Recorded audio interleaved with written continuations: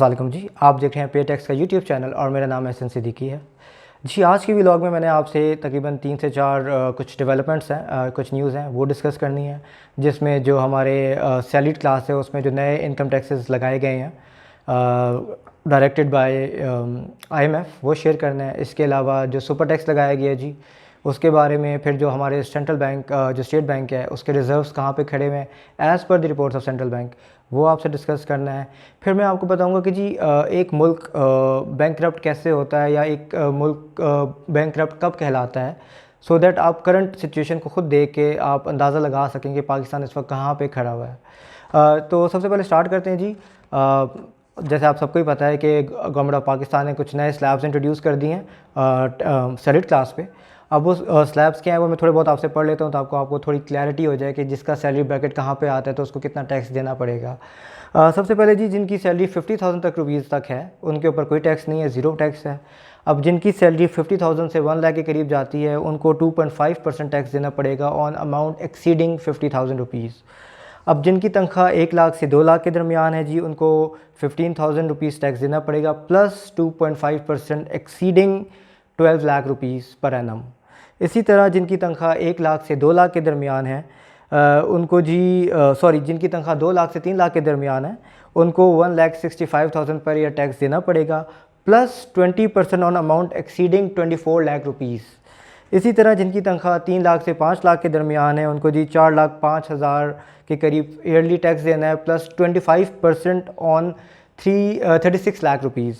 इसी तरह 5 लाख से जो 10 लाख के दरमियान जिनका सैलरी स्लैब है उनको तकरीबन 10,05,000 टैक्स देना है प्लस 32% ऑफ 60 लाख रुपीज़। इसी तरह जिनकी तनख्वाह अब 1 मिलियन यानी कि 10 लाख से ज़्यादा हो जाती है उनको अराउंड 29,55,000 रुपीज़ टैक्स देना है 1 साल का plus 35% on amount exceeding 1,20 lakh rupees.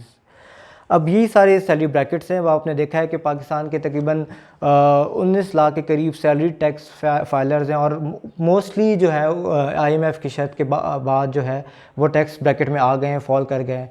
पहले इन्होंने एग्जाम्पशन दे दी थी, जो जिनकी तनख्वाह 50,000 से लेकर 2 लाख के दरमियान थी उनको एग्जाम्पशन दे दी थी। अब बात करते हैं जी सुपर टैक्स की। सुपर टैक्स लगा दिया जी 10% और वो भी cement industry, sugar industry, cigarette industry, bank में आप बैंकिंग सेक्टर में चले जाएं उस पर लगा दिया है, IT सेक्टर पे लगा दिया है। इतना कुछ टैक्स उन्होंने गेन कर लगा दिया है कि मतलब कहने को तो हुकूमत ये कह रही है कि जी ये गरीब आदमी के लिए टैक्स लगाया गया है ताकि ये पैसा वापस मुल्क में लगे, पर ऐसा कुछ भी नहीं है।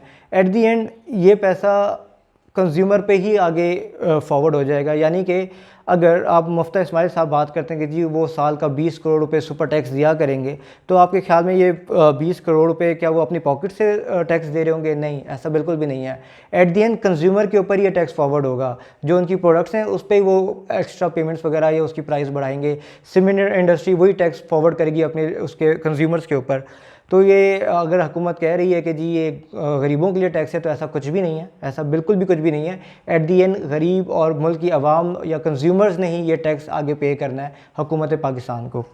तीसरी चीज़ जी स्टेट बैंक की जो रिपोर्ट आई है उसके मुताबिक पाकिस्तान के जो फॉरेन एक्सचेंज रिजर्व्स थे वो अराउंड 8.23 बिलियन पे आ गए 9 बिलियन से। तकरीबन 7 मिलियन का इस पे जो है ना कमी आई है, which is also very alarming.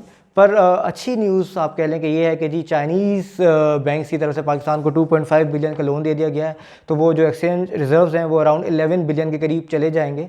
और क्योंकि IMF से जो 1 बिलियन की ट्रेंच आनी है वो भी एक्सपेक्टेड है by first week of July after approval from board of IMF।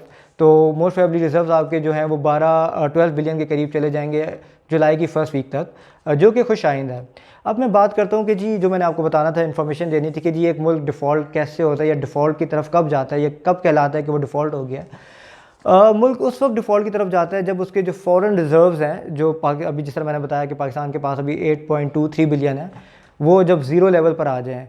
जब आपने बाहर से किसी भी ममालिक से या किसी भी डोनर एजेंसी या किसी बैंक से लोन लिया हो और वो लोन आप वापस ना कर सके हों डॉलर की फेस पे, तो आप डिफ़ॉल्ट की तरफ चले जाते हैं। सिर्फ लोन नहीं होता, लोन के साथ उसके ऊपर जो प्रॉफिट देना होता है या उसके ऊपर जो सूद होता है वो जब आप नहीं दे पा रहे होते तो आप डिफ़ॉल्ट कर जाते हैं। अब आप डिफ़ॉल्ट इस वजह से आपका जो फॉरेन रिज़र्व वो इसी वजह से नीचे आते हैं जब आपका रिज़र्व नीचे जा रहे हैं और आपका जो करंट अकाउंट डेफिसिट है वो बढ़ रहा हो। अब करंट अकाउंट डेफिसिट किस तरह बढ़ता है? वो इस तरह बढ़ता है जब आपकी एक्सपोर्ट बिल्कुल ख़त्म हो जाए, यानी कि आपके पास कोई प्रोडक्ट नहीं है जिसको आप बाहर के मुल्कों में बेच के डॉलर पाकिस्तान में लेकर आएँ। पर हाँ, जब आप इंपोर्ट बढ़ा लेते हैं अपनी, आपका इन्हिसार मुल्क इंपोर्ट पे करता है और आप डॉलर्स दे के चीज़ें इंपोर्ट कर रहे होते हैं, तो आपका जो करंट अकाउंट डेफिसिट है वो बढ़ना शुरू हो जाता है।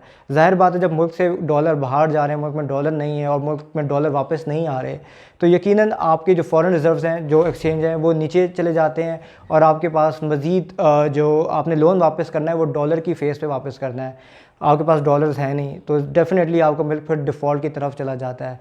अब इसी सिनेरियो में अगर आप पाकिस्तान को रखें तो आपके अभी फॉरेन एक्सचेंज रिज़र्व्स 8.23 पे खड़े हैं टिल डेट, और आपकी जो इंपोर्ट्स हैं वो काफ़ी ज़्यादा बढ़ रही हैं और आपकी एक्सपोर्ट श्रिंक हो गई है। पिछले 1-2 महीने में तो मज़ीद श्रिंक हो गई है। आपकी टेक्सटाइल इंडस्ट्री बैठ गई है, आपकी सीमेंट इंडस्ट्री को फिर से झटका लगने लगा है। फर्टिलाइज़र जो आप एक्सपोर्ट करने लगे थे वो भी धचके में आ गई। अब तो लोकल आपकी जो डिमांड है वो भी पूरी नहीं हो पा रही, तो आपकी प्रोडक्शंस ख़त्म हो गई हैं। कोई तरीका नहीं है कि आप कुछ एक्सपोर्ट करके पैसा अंदर लेकर आएँ। दो आप इन्हिसार सारा कुछ करेंगे जी, आपने महंगी गाड़ियाँ बाहर से लेकर आनी है, मोबाइल फ़ोन बाहर से लेकर आने हैं जो आपकी नेसेसिटी बन गए, जिनको ख़त्म हो जाना चाहिए, और आप बिलियंस ऑफ डॉलर्स बाहर भेज रहे हैं, तो डेफिनेटली आपके जो फॉरेन एक्सचेंज रिजर्व्स हैं वो नीचे आते रहे हैं। और दो कि पाकिस्तान इस वक्त 8.23 पे खड़ा है और वो 12 बिलियन तक चला जाएगा, but we are at the verge of bankruptcy. जी हाँ, हम बैंकरप्ट हो सकते हैं अगर हमने इकॉनमी को डायरेक्शन ना दिया और अपनी जो पॉलिसीज़ हैं with respect to fiscal policy या रेवेन्यू जनरेशन पॉलिसी, उसमें तसलसल या सस्टेनेबिलिटी ना लेकर आए, और अपने जो इन्वेस्टर्स हैं उनको ज़्यादा से ज़्यादा तहफ़्फ़ुज़ देना, इंसेंटिव्स देना और कॉन्फिडेंस देना, ये बहुत ज़रूरी होगा पाकिस्तान के लिए। Thank you.